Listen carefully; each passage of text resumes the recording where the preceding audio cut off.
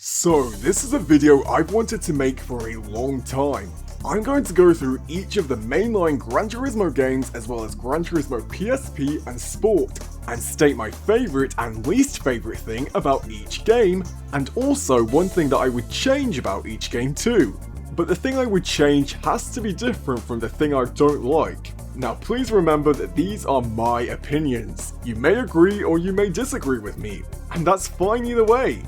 And we're nearly at 2,000 subscribers, so please subscribe too. Okay, let's get started!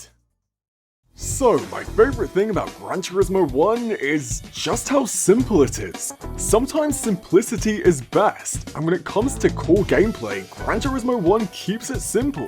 It goes hard in other aspects, but at its core, it keeps the racing simple. Fun, but simple. And the menu, structure, and post-game are all simple too. And for the first entry, I think that all makes sense. As for my least favourite thing, it's got to be the handling and driving model. It's bad. Come on, let's all admit it, it's not good. I first played Gran Turismo 1 27 years after it came out, and the handling and driving model has definitely not withstood the test of time. You can call it a skill issue, but I just call it bad.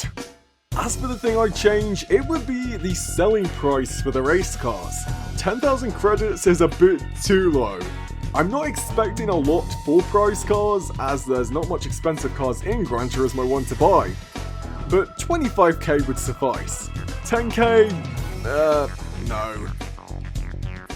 Keeping on the PlayStation 1, next we have Gran Turismo 2. And my favourite thing about Gran Turismo 2 is, unsurprisingly, the race modifications. Now I know Gran Turismo 1 has them as well, but I played Gran Turismo 2 first, and so I associate them more with Gran Turismo 2. And Gran Turismo 2 had a lot more cars eligible than Gran Turismo 1, and it's maybe not as advanced as I'd expect them to be nowadays, but just the overall concept of race modifications and going into the tune shop and discovering that you could modify your car gets me excited even now. I mean, I made a whole entire history of race modifications, so I clearly like them. But for something I don't like about Gran Turismo 2, I guess it was how rally was handled. You race against ghost opponents and not actual opponents, so it's kind of more like a time trial. Gran Turismo 2 was the first time that rally was properly introduced into a Gran Turismo game, and it was very ambitious of them to have both circuit races and rally races. But if they had the ghost, why could they not have just made an actual car opponent? And for the thing I would change about Gran Turismo 2, it is definitely unlocking the Toyota GT1. You unlock it by getting all golds on the S license. And that took me weeks to do, and I had a state of help. If you know what I'm saying, and I think you do, I'd never have been able to do this on a PlayStation 1. Ever. Especially with Gran Turismo 2 also having Gran Turismo 1's terrible driving physics. Next up, my entry point to the Gran Turismo series, Gran Turismo 3. And my favourite thing about Gran Turismo 3 is without a doubt, the unique style. Gran Turismo 3's stylized look holds up even 2 decades later, and because it looks so stylized, it's never going to go out of style. And the lighting, sound design, and the menus, everything about Gran Turismo 3 is just beautiful. And I especially love tracks like Monaco and Tahiti, just seeing the sea, how blue it is. It's just beautiful. As for what's not beautiful about Gran Turismo 3, what I dislike the most, it's complex string not being used as a racetrack. Yes, I will admit there aren't much cars to drive, or racetracks either, but then here's a fully rendered and playable racetrack that you cannot race on during single player. Why did they waste what they made? I don't know. My last video was all about complex string, so I'm clearly a fan of it. But what I'm not a fan of, and what I would change, are the unnecessarily long races. If I'm doing a race that's 15 laps of midfield, that's fine, it's a short track. But then 15 laps of Special Stage Route 11. As much as I love Special Stage Route 11, 15 laps is a bit much in one sitting for an event that's not an endurance race, because it'll probably take you over half an hour for that. Balance would have been nice, which is what Gran Turismo 4 did. But balance is not my favourite thing about Gran Turismo 4. No, my favourite thing is the career mode itself. And by itself, I mean everything about the career mode. Even down to the map design of Gran Turismo 4's career mode, it's very aesthetically pleasing, and also very unique. And while some people might not like that everything is spread out and you have to go and look for it, personally I love that. I loved looking for races and finding events hidden in the dealerships. You are prompted with Gran Turismo 4 to explore the map and find these events, and there's plenty of them. Gran Turismo 4 has a very long career mode. 20 years on and I've still not finished it. You don't have to just sit in the beginner, professional and extreme leagues. You can go off and explore, do the special conditions or the American League. Whatever you want, just as long as you've got the license for it. Which brings me on to my least favourite thing. The license tests in Gran Turismo 4. Mainly the one-lap guides. I hate them. Maybe in theory they were a good idea, but they drag on and on and on. And what's worse is there's 3 one-lap guides per license block, with the exception of the super license, so that's 12 of them all together. And some of the tracks are pretty long too. The AI pace car also isn't the best. I find it brakes way too early most of the time. And having 3 per block just slows the pacing of the tests down. And on a separate matter, there's 16 tests per license block, and also a copy break. Most games cap at 10 tests per block. And then the thing I would change about Gran Turismo 4 is the power levels of some of the dream cars that were changed. I would change them back. I'm a huge dream car fan, always have been and always will be. But for cars like the Toyota Altezza and Honda S2000 race cars, they have no purpose in Gran Turismo 4. None, whatsoever. No events are tailored to them. They were on par with the 4 GTLM race cars in Gran Turismo 3. But apparently for Gran Turismo 4, we had too much of these Group 3 equivalent cars. So they nerfed 5 of the dream cars and then realised they didn't have enough Group 3 equivalent cars, so they also nerfed the Pagani Zonda race car. I could go on a full rant about this, but not today. Let's just quickly move on to Gran Turismo PSP. Built primarily with the assets of Gran Turismo 4, Gran Turismo PSP is the end of the classic era and also in a way the bridge into the modern era. But anyway, my favourite thing about Gran Turismo PSP is that cheat that unlocks every single car for you to use in arcade mode. That is a lifesaver when it came to my Evolution of series. And I'd say my least favourite thing has to be the lack of a career mode. I know this is a PSP game, but they had a lot of driving challenges. I'll put the number on screen, but I think some of them could have been cut and replaced with some kind of career mode events, or even just a tournament mode. And if I had to change something, I would have included all of the cars per brand in the dealership. Brands appear in the dealership at random, and for the brands that have more cars in them, they have a random selection of cars for you to choose from. I guess this was a premonition to Gran Turismo 5, so let's move on to Gran Turismo 5. So, the first mainline entry on the PlayStation 3. And I'm going to save my controversial opinion for Gran Turismo 6 and say that my favourite thing about Gran Turismo 5 is the track editor. Despite it being extremely limited, getting to create new tracks to race on is a feature that needs to return to Gran Turismo 7 and future games. For what it was in Gran Turismo 5, I think the track editor was okay. It was a good place to start, but with plenty of room for improvements. What also needed improvements was the used car dealership. Now I spent a lot of time making my Evolution of series, and most of that time was spent refreshing the used car dealership. Some people will argue that the used car dealership is good because it randomizes the cars for playthroughs. And yes, that is good.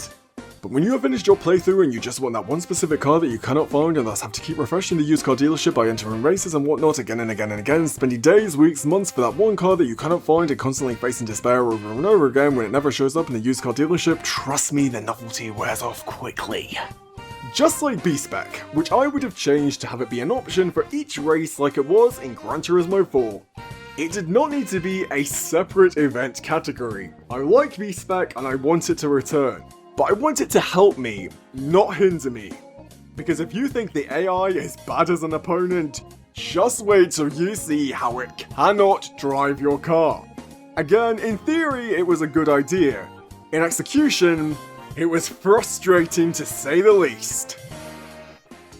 Now for Gran Turismo 6, and what's that controversial opinion I mentioned? Well, I like standard cars. I'd say fight me on that, but you've already lost. Yes, I know the fanbase all say standard cars are ugly, but like how we say beauty comes from inside when describing people, the same is true for standard cars. Figuratively, because they don't have an inside, it's all black, so it's not as beautiful as obviously the premium detail models. But personally, I am quantity over quality, and if having lower quality cars in Gran Turismo 5 and Gran Turismo 6 meant we got a lot more cars to choose from, I would take them back in a heartbeat. Okay, now for what I don't like about Gran Turismo 6, and it's a little bit less straightforward. I don't like how there's nothing that feels new. Yeah, there's new special events and other stuff, but no real groundbreaking features. Track Editor returned and had more freedom, but used internet server connection to function. And once the servers went down, so did Track Editor. So it was one step forward, two steps back. Gran Turismo 6 also cut down on the license tests and scrapped real endurance racing. Like 24 hours became 24 minutes. I did start a new playthrough of Gran Turismo 6 recently for the first time in, well, like 10 years. And I've just not enjoyed it as much as I thought I would. Gran Turismo 6's career mode just feels shallow. So if you want the short answer, I don't like how Gran Turismo 6's career mode is just shallow. For the thing I would change, it would be letting you choose your own starter car. I don't mind Polyphony giving us a condensed list, but don't just tell me what car I have to use. There's over 1,000, plenty of options. It might be overwhelming, but at least something about Gran Turismo 6 is. Next, we move on to Gran Turismo Sport, and truthfully, this title isn't for me. I don't play online and I'm not a competitive racer, but I did play Gran Turismo Sport and got enjoyment from it. But I just want to specify that I am not the target audience for this game. So, what do I like? Well, I like how balanced the racing feels. Everyone is tightly packed together, pulling ahead wasn't as easy as you'd think. And with Boost on, the AI stayed glued to you. And in Gran Turismo 7, they don't. They throw in the towel after the first lap. So how the AI took a huge dip from one game to the next, I'll never know. What I didn't like was the lacking variety of cars. I'm sorry, as I've said, I'm quantity over quality. That's who I am, I'm sorry, I've always said that, and I will stand by my convictions. And for the thing I would change, the replay camera. Why does it look like that? It looks stupid. And finally, Gran Turismo 7. It's still a work in progress with updates, but based on what we have, my favourite thing has to be the custom races.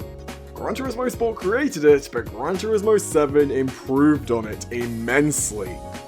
Actually allowing us to pick our own grid and deciding the starting order is all I've ever wanted, and I wish more racing games would implement that feature. There's still stupid limitations surrounding it, such as some cars being locked to one-make races only when they can be used as opponents for custom grids, but that's Gran Turismo for you, needlessly restrictive. The thing I dislike though is definitely how post-launch support has been handled, specifically the cars they add. Look, I am grateful for free content, but I did not play Gran Turismo Sport until very late in 2019. This whole concept of post-launch support was new to me, but most of the cars added to Gran Turismo 7 post-release have felt like they belong in the base game. I mean, a Renault Captur, a Fiat Panda, even the Mitsubishi FTO, which I love, but why did it take so long to add? Like I said, so many post-launch cars feel like base game staples, or not revolutionary enough to be worth adding so late after launch. I could also rant on this point, but I shall not. And I feel the thing I would change would be the menu UI. The beta looks way better, and the track selection screen feels too cluttered. Maybe that's me being a Karen, but it just looks overall too corporate. The UI has really lost that classic Gran Turismo spark. And that's not recently, that's really been since the HD era began.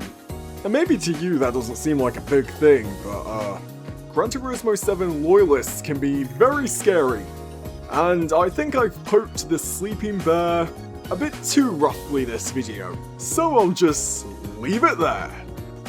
And so, there you have it, something I like, dislike, and would change from each game in the Gran Turismo series. Now, I love all Gran Turismo games, this video was all made in good spirits. But if this video gets 100 likes, I'll make a video about my unpopular Gran Turismo opinions and really ruffle some feathers. But anyway, thank you for watching, be sure to like and subscribe and I will see you next time!